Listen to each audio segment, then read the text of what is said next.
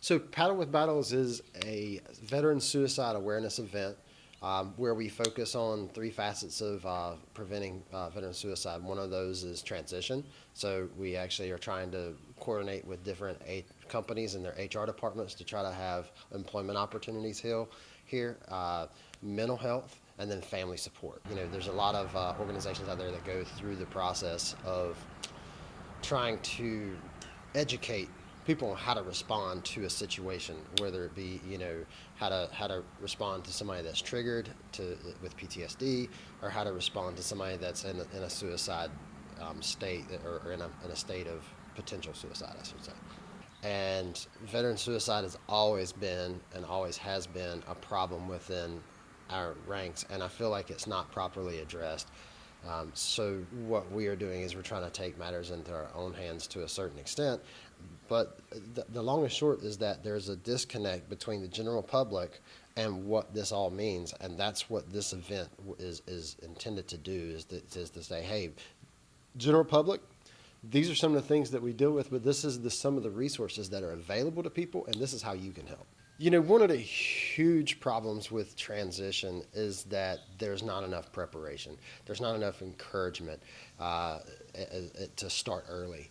A lot of guys, they say, oh, I'm getting out in 6 months, and they don't have a plan. So there's a lot of people on LinkedIn. Matt Quick's a really great one. Rob Renz, State Farm agent down in Wilmington, is another great one for connecting guys into a situation where they're planning out their transition.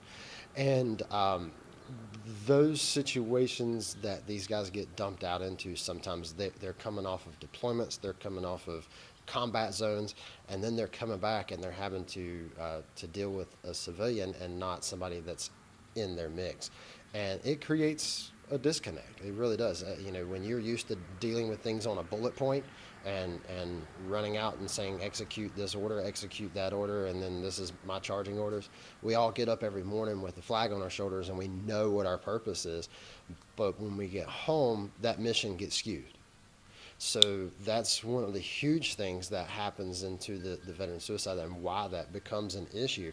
And then the other side of it is the stigma that's involved, is that while you're serving, if you're dealing with the issue, you're supposed to suppress that.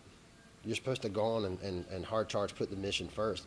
And you're always worried, if I say something about, and this may be true of police officers, this may be true of firefighters, but it's definitely true in the military, is that if I was to raise my hand and say, hey, I'm having an issue, then I'm all of a sudden not fit for duty. Where I feel like that needs to change. I feel like that if somebody says, hey, I'm having an issue and I'm dealing with something heavy, I need help working through that, that should be a sign that that person is healthy enough to say, I need help, let me work through the issue, but not necessarily make them unfit for duty. And I know that a lot of times that's the scenario that comes into place. So there are going to be some nonprofits here that operate on a totally anonymous platform just because of that. So they deal with a lot with active duty guys that don't want to say something at the medical clinic because they're going to get pulled off of duty, where they can call this nonprofit, they're going to work with them, give them the tools and resources, and it's not going to cost them a thing.